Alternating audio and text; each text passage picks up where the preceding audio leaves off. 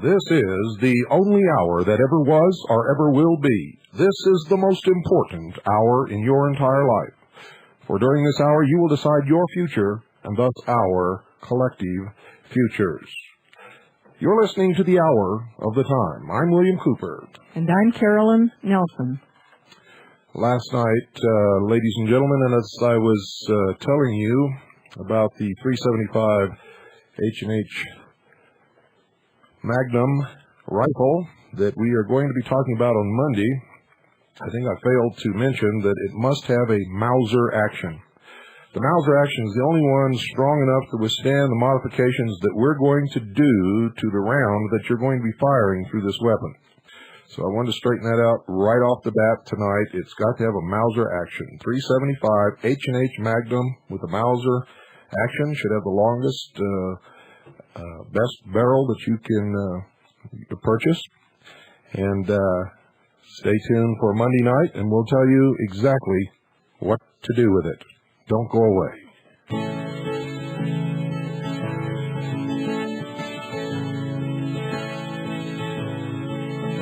Oh, where have you been, my blue-eyed son? Oh, where have you been, my darling young one? I've stumbled on the side of 12 misty mountains. I've walked and I've crawled on 6 crooked highways. I've stepped in the middle of 7 sad forests. I've been out in front of a dozen dead oceans. I've been 10,000 miles in the mouth of a graveyard. And it's hard, it's hard, it's hard, it's hard, it's hard, rain's gonna fall. What did you hear, my blue-eyed son? Oh, what did you hear, my darling young one? Heard the sound of a thunder that roared out a warning. Heard the roar of a wave that creeps around the whole world. I heard 100 drummers whose hands were blazing. I heard 10,000 whisper and nobody listening. I heard one person starve, heard many people laughing.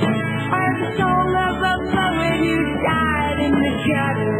Heard the sound of a clown who cried. Tonight's episode of the Hour of the Time is produced and directed by Pooh, who's here in the studio with us, overseeing everything. And, of course, singing right along with the lyrics. She's my brown-eyed girl. Yes, sir. Tonight, 83rd Congress, second session. United States Senate document number 87. 83rd Congress, second session. United States Senate document number 87. A review of the United Nations Charter, a collection of documents, subcommittee of the United Nations Charter, pursuant to Senate Resolution 126, 83rd Congress, first session, presented by Mr. Wiley, January 7th, 1954, ordered to be printed with illustrations, United States Government Printing Office, Washington, 1954. I'll be reading selected excerpts. And we're going to start off here with Section 36, Act prescribing the position of the United States flag to the United States. Let me start that over again, folks. Act prescribing the position of the United Nations flag to the United States flag, July 9th, 1953. An act to prohibit the display of flags of international organizations or other nations in equal or superior prominence or honor to the flag of the United States, and catch this, folks, except under specified circumstances and for other purposes. Be it enacted by the Senate and House of Representatives of the United States of America in Congress assembled that Section 3C of the joint resolution entitled Joint Resolution to Codify and Emphasize Existing Rules and Customs Pertaining to the Display and Use of the Flag of the United States of America, approved June 22, 1942, is amended 36 United States Code Section 175C, is amended by adding at the end thereof the following new sentence. Quote, no person shall display the flag of the United Nations or any other national or international flag equal, above, or in a position of superior prominence or honor to, or in place of, the flag of the United States at any place within the United States or any territory or possession thereof, provided that nothing in this section shall make unlawful the continuance of the practice heretofore followed of displaying the flag of the United Nations in a position of superior prominence or honor, and other national flags in positions of equal prominence or honor with that of the flag of the United States at the headquarters of the United Nations, approved July 9th, 1953. Treaties and domestic law.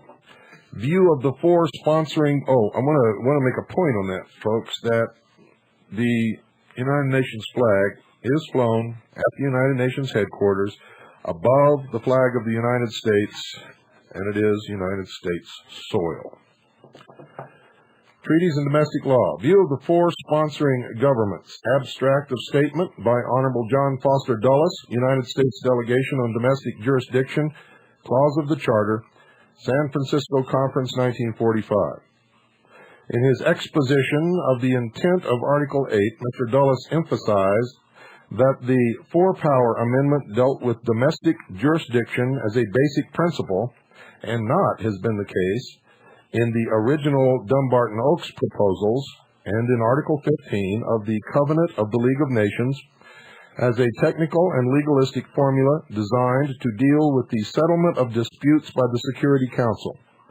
This change in concept had been caused, he explained, by the change in the character of the organization as planned in the discussions at San Francisco. The scope of the organization was now broadened to include functions which would enable the organization to eradicate the underlying causes of war, as well as to deal with crises leading to war. Under the Social and Economic Council, the organization would deal with economic and social problems. This broadening of the scope of the organization constituted a great advance, but it also engendered special problems. For instance, the question had been raised as to what would be the basic relation of the organization to member states. Would the organization deal with the governments of the member states, or would the organization penetrate directly into the domestic life and social economy of the member states? As provided in the amendment of the sponsoring governments, Mr. Dulles pointed out that this principle would require the organization to deal with the governments. Under the Economic and Social Council, the organization had a mandate to raise the standards of living and foster employment, etc. But no one in the 10-member council would go behind the governments in order to impose its desires. The amendment recognized the distinct value of the individual social life of each state. In reply to the contention that domestic jurisdiction should be determined in accordance with international law, Mr. Dulles again pointed out that international law was subject to constant change and therefore escaped definition. It would, in any case, be difficult to define whether or not a given situation came within the domestic jurisdiction of a state. Interesting. In summary, Mr. Dulles stressed the virtues of the principle, its breadth, and its simplicity. The organization, in none of its branches or organs, should intervene in what was essentially the domestic life of the member states. Moreover, this principle was subject to evolution. In other words, what he just said didn't mean anything. The United States had had long experience in dealing with a parallel problem. In effect, the relationship between the 48 states and the federal government. Today, the federal government of the United States exercised an authority undreamed of when the Constitution was formed, and the people of the United States were grateful for the simple conceptions contained in their Constitution. And we still are, folks. We'd like to have it back. In like manner, Mr. Dulles foresaw that if the Charter contained simple and broad principles, future generations would be thankful to the men at San Francisco who had drafted it. Thank you very much, Mr. Alger Hiss, you commie devil, you rat, you dirty, dirty rat, and all the rest of you. Oh, boy, all but one of those who had a hand in drafting the United Nations Charter, ladies and gentlemen, were eventually named as communists, and many of them were imprisoned. The chairman moved a vote of thanks to Mr. Dulles for his masterly exposition of the problem of domestic jurisdiction, and Mr. Evatt rose to second the motion. Now we go to Section 69. Se Fujii and the State of California. Opinion of the District Court of Appeals, 2nd District, Division 2, California, April 24, 1950. In the period of 30 years since the Alien Land Law was adopted, we have revised our opinions concerning the rights of other peoples. Out of the travail of World War II came the concept of respect for human rights and for fundamental freedoms for all without distinction as to race, sex, language, or religion, as expressed in the Charter of the United Nations, 59 Statutes 1035 FF, U.S. Code, Congressional Service, 79th Congress, 1945, page 964. The government of the United States has traditionally been the leader in espousing the rights of man and has championed the cause of the smaller and less privileged nations. The War of 1898 was fought in support of an oppressed country. The efforts of our government in this regard reached fruition in the Convention of Representatives of the Nations of the Earth, at which the Charter of the United Nations was adopted.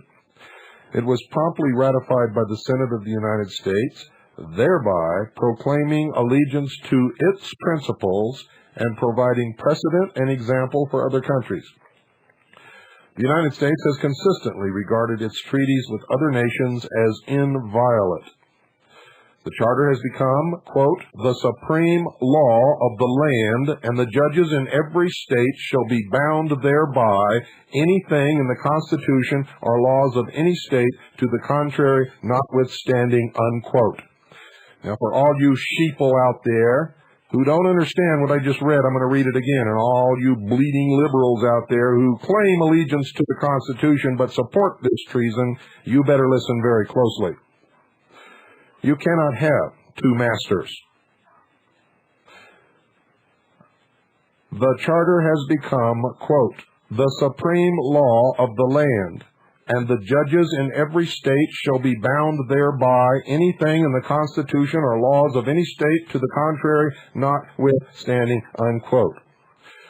The United States Constitution, Article 6, Section 2, the position of this country in the family of nations forbids trafficking in nocious generalities, but demands that every state in the Union accept and act upon the Charter according to its plain language and its unmistakable purpose and intent. And there you have it, folks. An admission by the United States Senate that the United Nations Charter is the supreme law of the land. Now, those of you who have been so obnoxious as to call me a liar, I expect to have a written apology within 5 days. Thank you very much.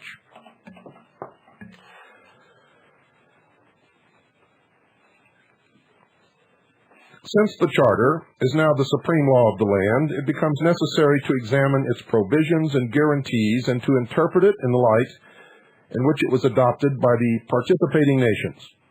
The organization determined in the preamble quote, to reaffirm faith in fundamental human rights and the dignity and worth of the human person, to promote social progress and better standards of life in larger freedom.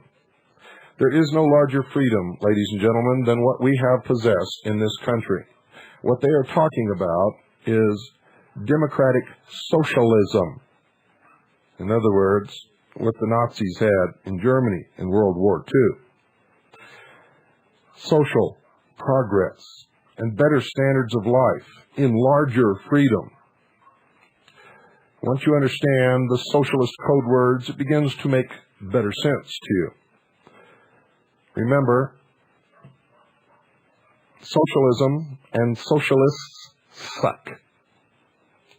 Can't put it any better than that. They're all out there somewhere sucking right this moment.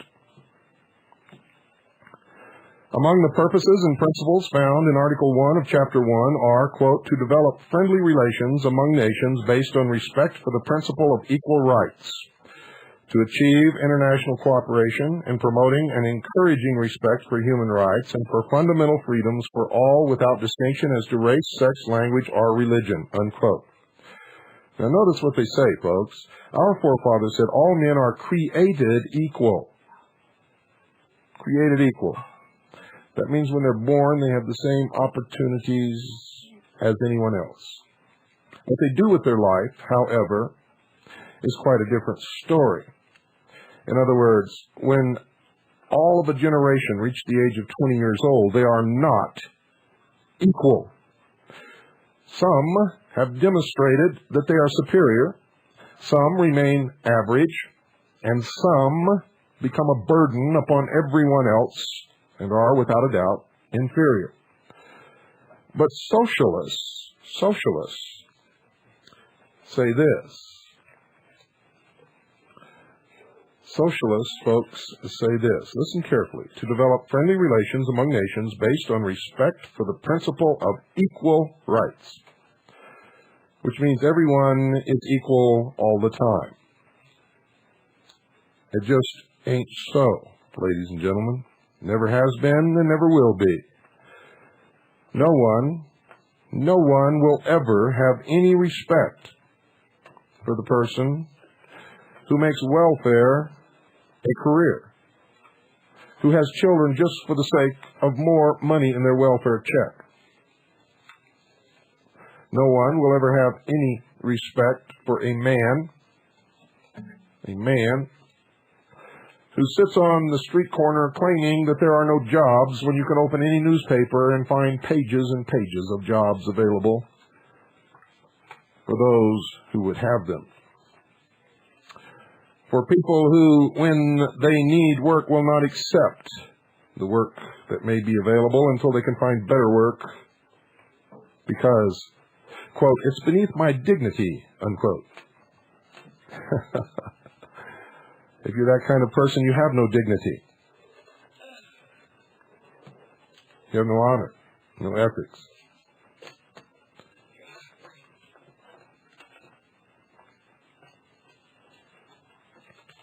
In Article 2, it is affirmed that the organization and its members, quote, shall fulfill in good faith the obligations assumed by them in accordance with the present charter, unquote. It is agreed in Chapter 9, Article 55, that the United Nations shall promote universal respect for and observance of human rights and fundamental freedoms for all without distinction as to race, sex, language, or religion.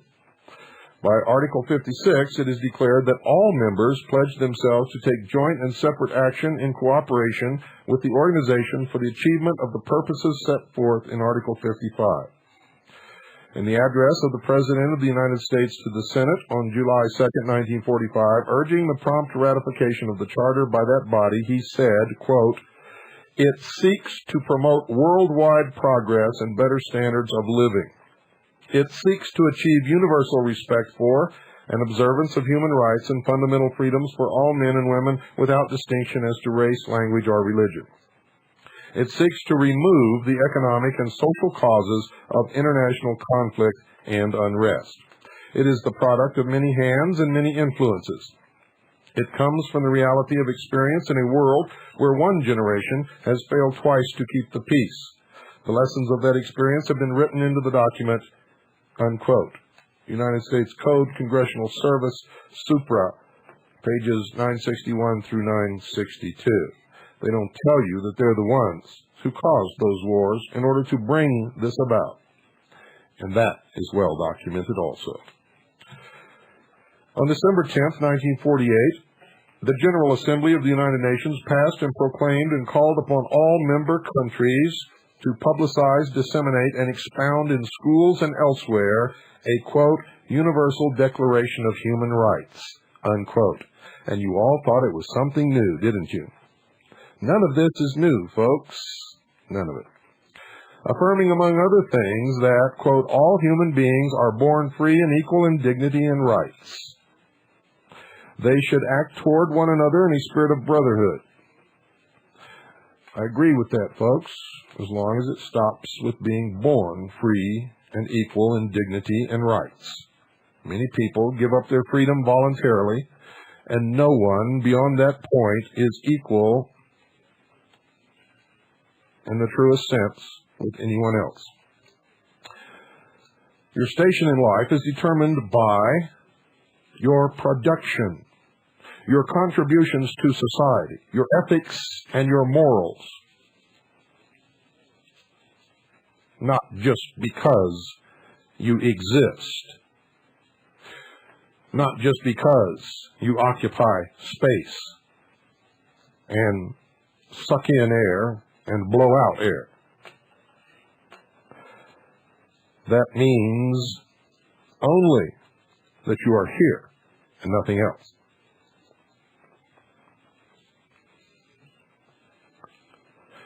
Act 1, Article 1. Should be Act 1.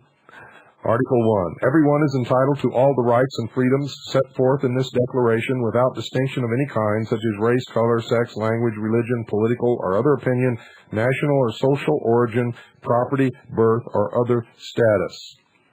I agree with that. Article 2. Everyone has the right to own property alone as well as in association with others. I also agree with that. In fact, the ownership of property is an absolute requirement of a free people. You will find, though, that in the resolutions passed and pending, and in the many charters that the United Nations has promulgated, the right to own property is questionable at best in this totalitarian socialist order. And you can see that they are attempting huge land grabs with the excuse of environmental action. Recently, the United States Congress passed a law, and Clinton signed that law, stating that environmental inspectors have access to all personal property to inspect to see if you're endangering the green polka-dotted earthworm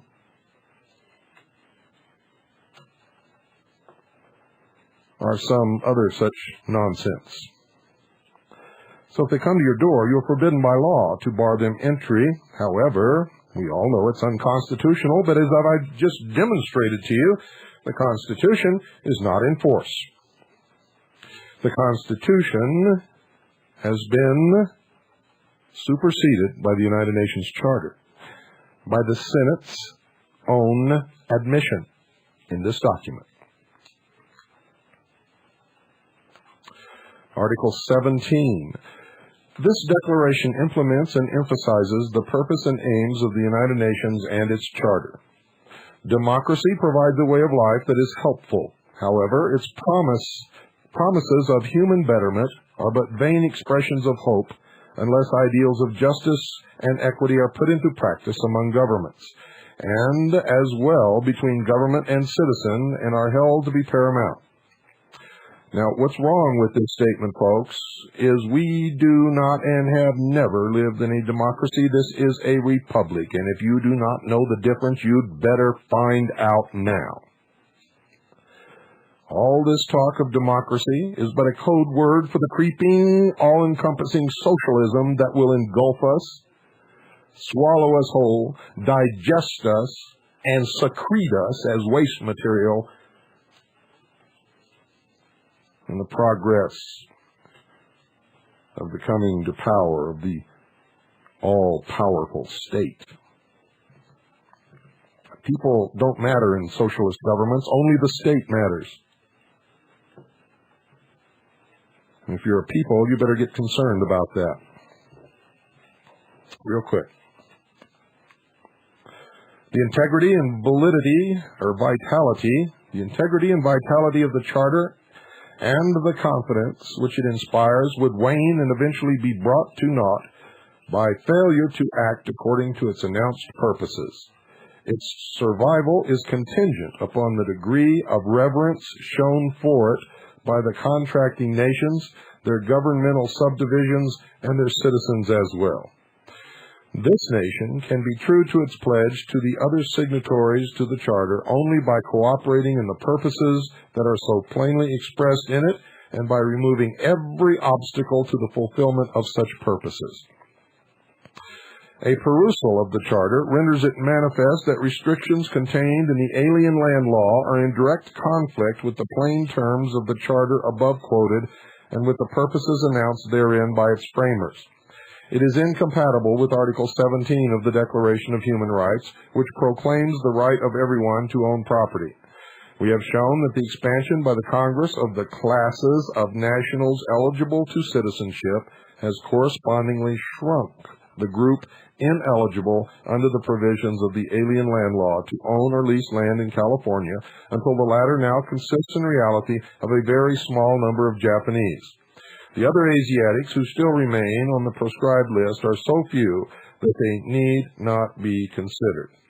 Clearly, such a discrimination against a people of one race is contrary both to the letter and to the spirit of the Charter, which as a treaty is paramount to every law of every state in conflict with it. Now, did you hear what that said, ladies and gentlemen? Any law in this country which is in conflict with the United Nations Charter is null and void.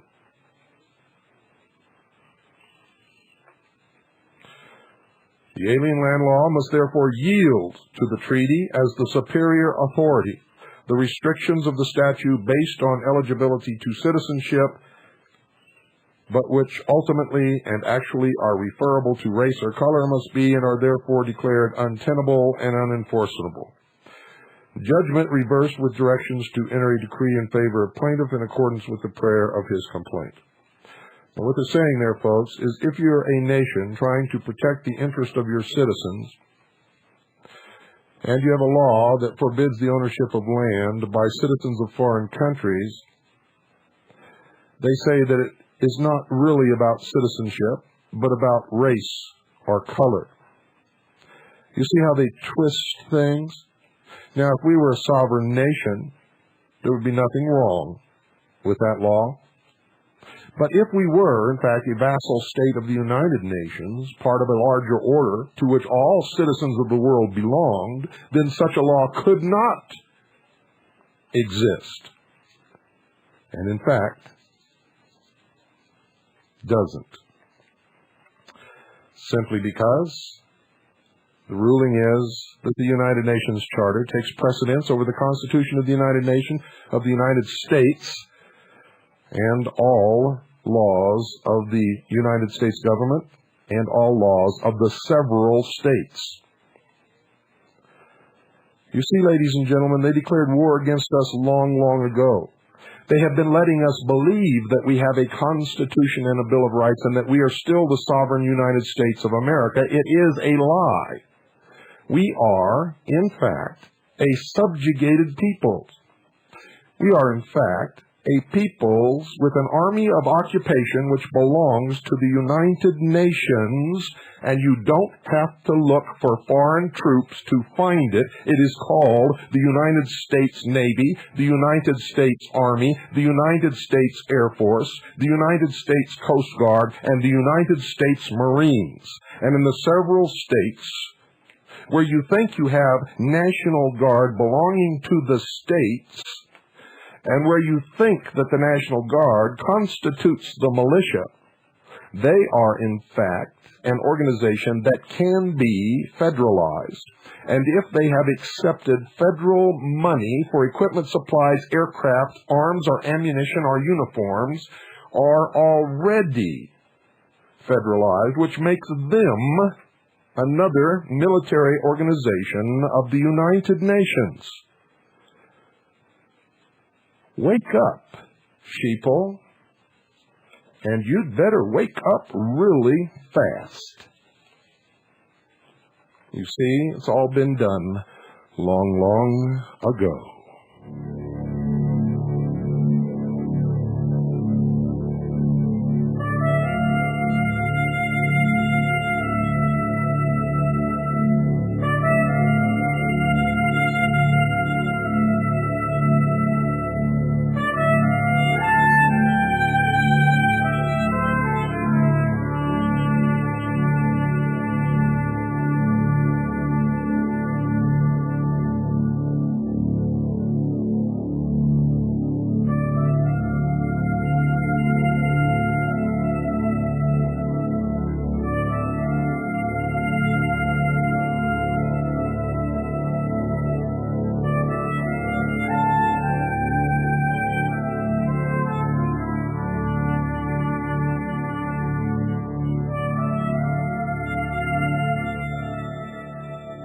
Run, run, don't walk.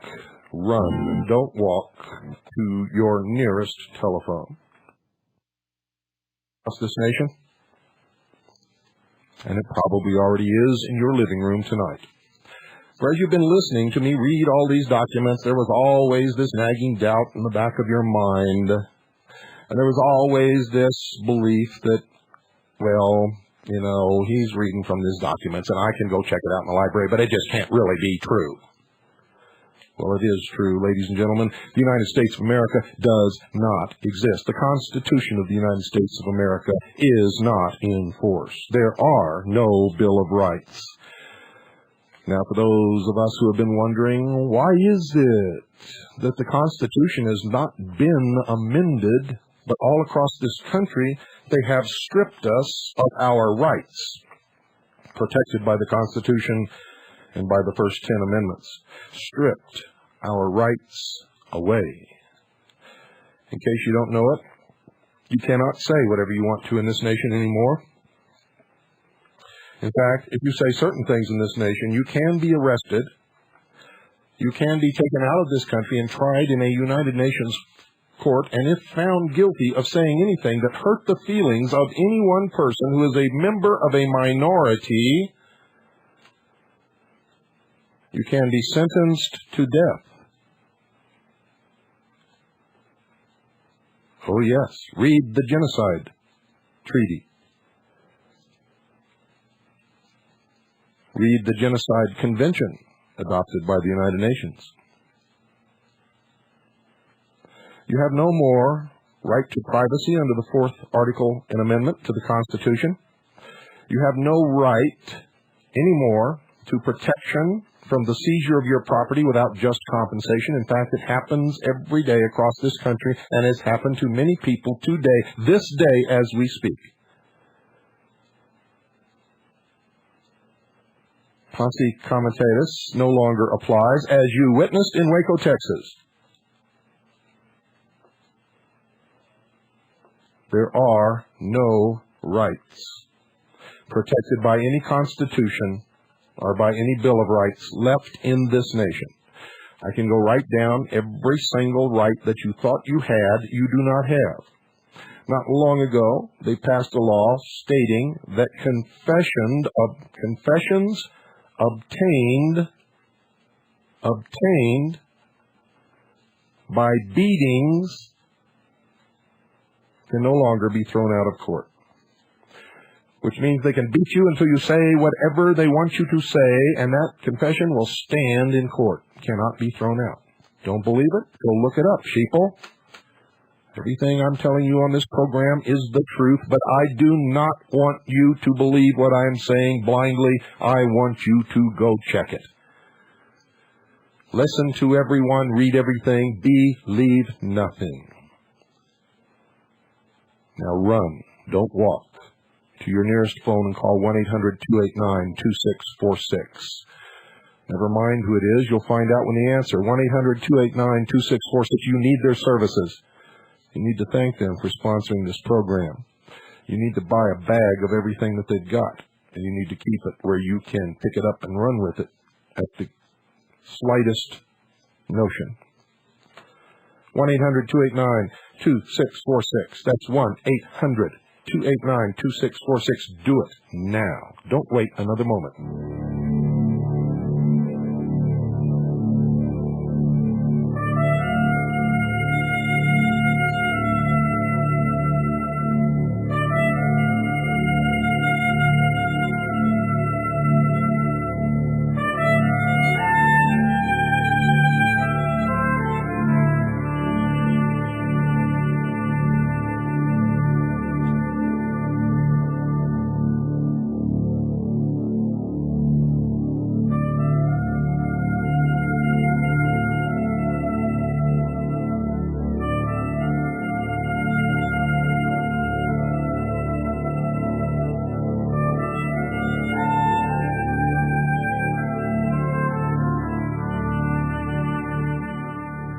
A perusal of the Charter renders it manifest that restrictions contained in the alien land law are in direct conflict with the plain terms of the Charter above quoted and with the purposes announced therein by its framers.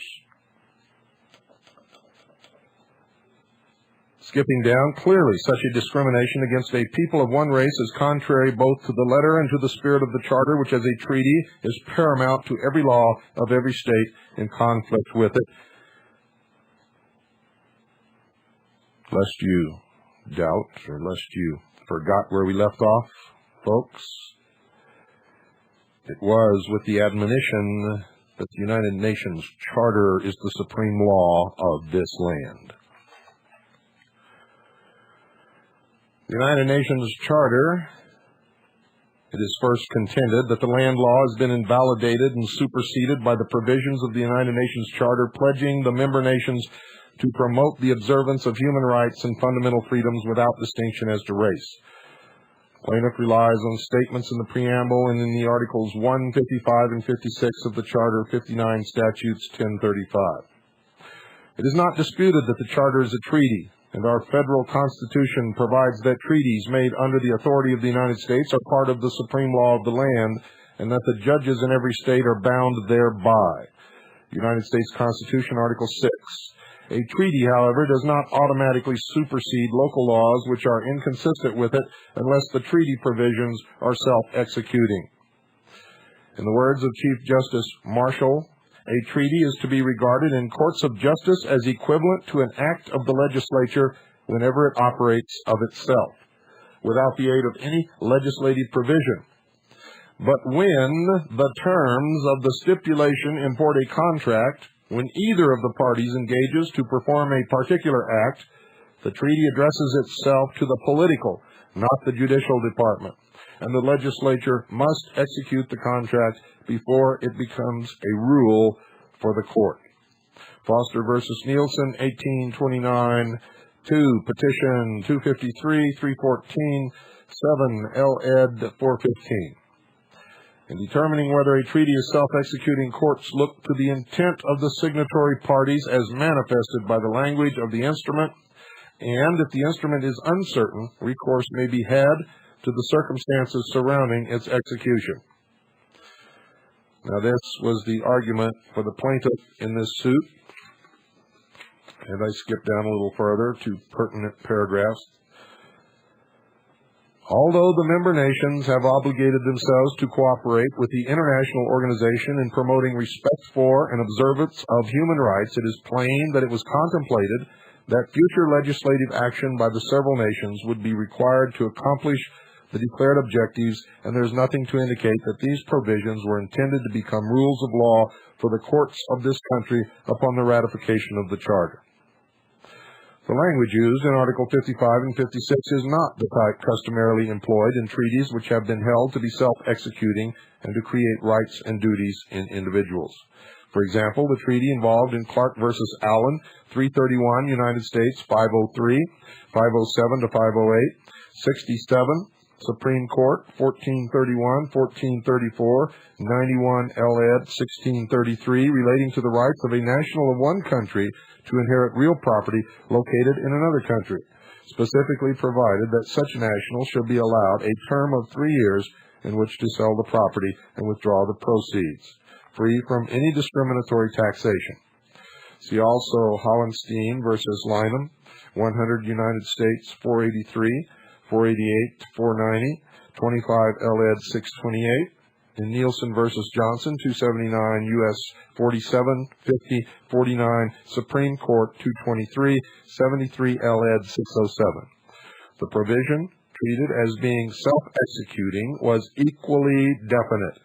There, each of the signatory parties agreed that no hire or other duties, charges, or taxes of any kind shall be levied by one country on removal of property therefrom by citizens of the other country than are or shall be payable in each state upon the same when removed by a citizen or subject of such state respectively.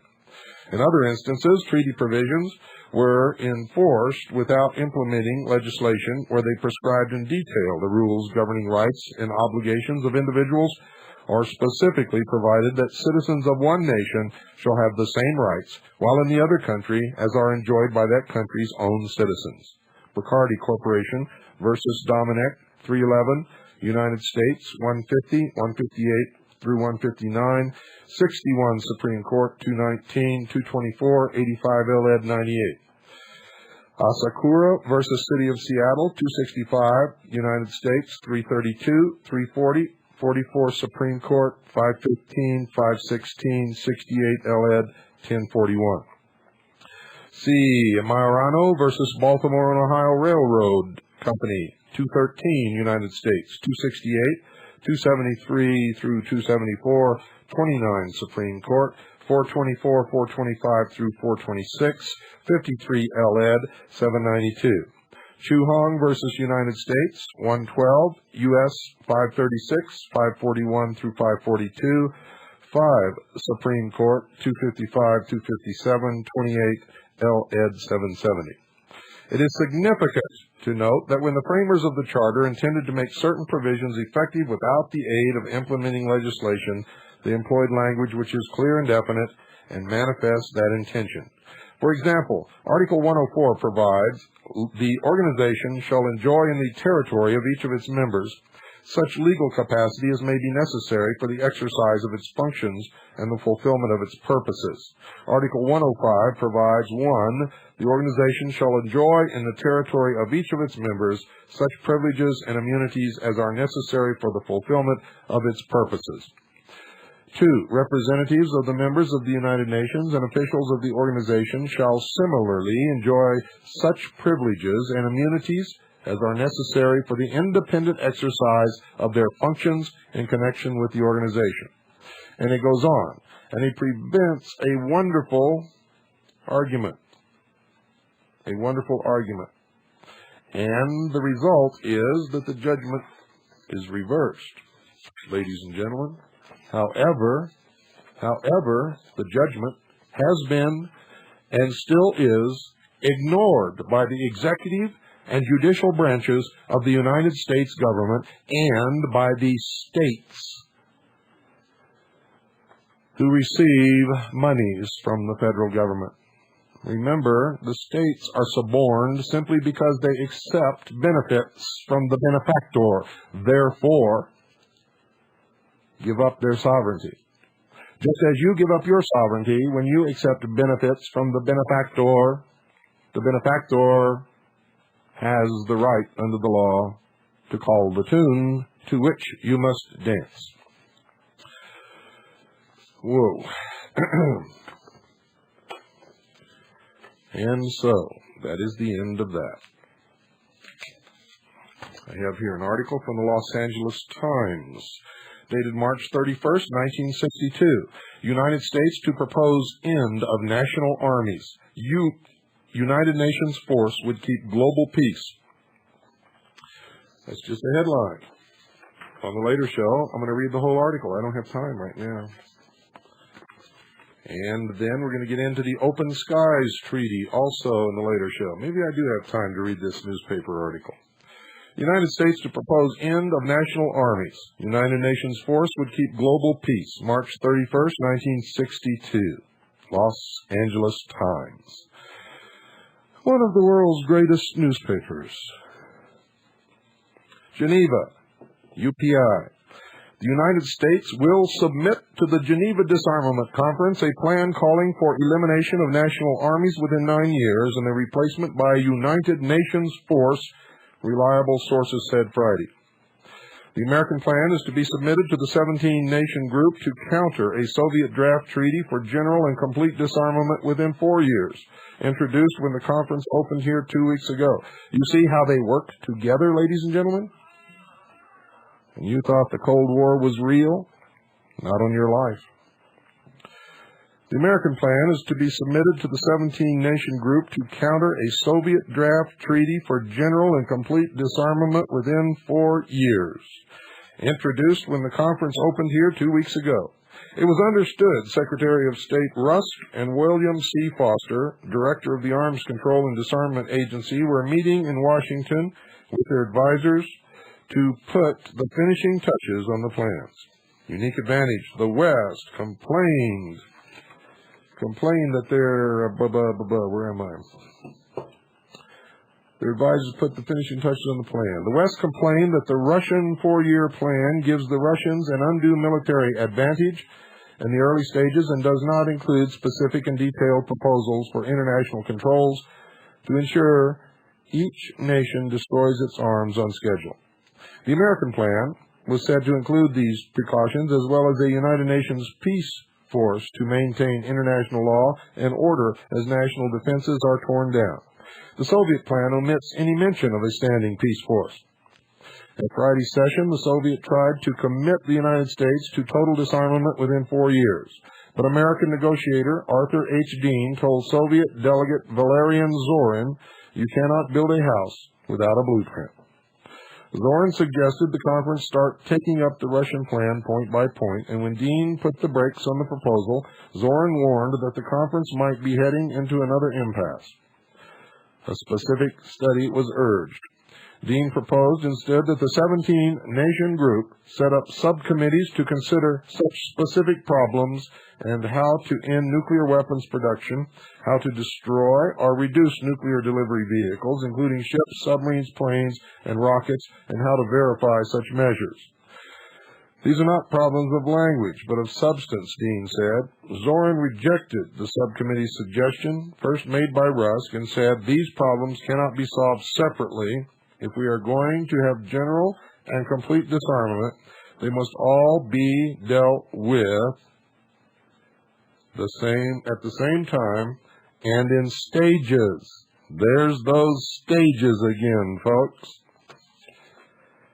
Zorin said the Soviet Union is already to discuss any plan put before the conference. A statement interpreted by Western observers as a challenge to the United States to bring forth its own proposals. British Minister of State Joseph Godber, speaking after Dean had rejected the Soviet proposal, said general agreement on certain basic issues must be reached before they can be put into treaty form. As expected, Poland, Bulgaria, and Romania lined up behind the Soviets in demanding point-by-point consideration. Neutral Brazil came out in favor of the American approach. India and the United Arab Republic, the only other speakers, were on the fence. The American and Soviet co-chairmen, Dean and Zorin, met privately in the afternoon to discuss how the conference should proceed. The next session of the conference was set for Monday, when the question of the deadlocked nuclear test ban subcommittee will be considered. Later tonight, folks, on the hour of the time, we are going to talk about the Open Skies Treaty. We'll be reading from the United States Department of State Dispatch dated March 30th, 1992, beginning on page 257.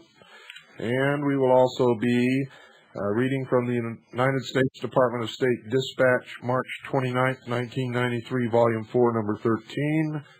And many of you will be absolutely amazed to know that Soviet bombers and Soviet aircraft, both military and civilian, of both combat, logistics, and passenger carrying capability, have been and are now overflying the United States on a regular basis. Put that in your pipe and smoke it. You see, folks, things are a lot farther down the road than you ever, in your wildest dreams, could imagine. Got time for maybe 4 quick calls here. 602-333-2174 if you'd like to put in your 2 cents about what you've just heard. 602-333-2174 is the number. Don't forget, on Monday night, we're going to be talking about how you're going to make the modifications to your .375 H&H Magnum with a Mauser action to make the best sniper rifle in the entire world, second only to one which can no longer be built because we cannot get that action anymore. Good evening, you're on the air. Good evening, you're on the air. Yeah, I want to ask you, what do you think about the speed reading stuff? Do you think that actually works? What are you talking about? You know how they advertise for speed reading? You can read real fast and have a lot of time. Folks, I don't remember discussing speed reading any time during the course of this program, and I don't know where these people come off the wall from. It's like I threw a tennis ball at the wall, and it just bounced back and hit me right in the eye. 602-333-2174, and I don't want to hear about how you raise beans in Podunk, okay? Good evening, you're on the air. Hi, Bill. How you doing tonight? Good. I have some information here from Handgun Control Incorporated, Secret Memorandum, Monday, January 24th, 1994, 4:10 p.m. From Gary Westfall to all, I don't know what, there's a bunch of codes and stuff after it. And here it is. This memo talks about the laws that they want to have for guns, and what is pending for... Wait a minute. You're breaking up and you're not pronouncing your words. I don't know a thing you said. It talks about what? Okay. It talks about the gun laws that they want to enforce by the end of 1994. Uh-huh.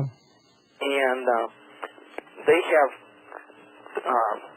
several things listed for that, and 34 things listed for the next 5 years. Can I read some of them, please? Sure. And all of the clips holding over 6 bullets, ban all semi-automatics, which can fire more than 6 bullets without reloading, ban on possession of parts to convert arms into military configuration, ban on all pump shotguns capable of being converted to more than 5 shots without reloading. And there's a bunch more going on there, and including taxes on ammunition, dealers, license, and guns, and ban on all realistic replicas or toy guns or non-firearms capable of being rendered realistic. They get really crazy on this. Oh, they really are crazy. Carolyn, would you take a memo, please, to the handgun, what's the name of this thing? Gun Control Incorporated. Handgun Control Incorporated. Carolyn, take a memo. To Handgun Control Incorporated. Screw you, signed William Cooper, you ain't getting my guns. And this fellow Patriot too, Bill. I appreciate your show. Keep it up. Thank you. Good night. Good night. 602-333-2174. The noive of those creeps. They ain't getting my guns. Good evening, you're on the air. Good evening, Bill. I just wanted to tell all the stupid people out there that this is a collection of an international bankruptcy, and they're going to seize everything you own, including your soul. Thanks. Well, they can't get my soul. It belongs to somebody else. But they can get all your material possessions. In the totalitarian New World Order, you will not be allowed to own private property. They don't hide that. Good evening, you're on the air. Hello. Hello.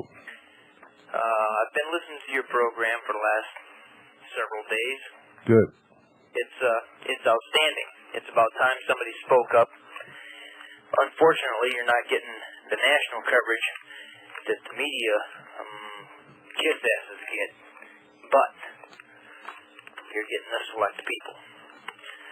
I want America to wake up.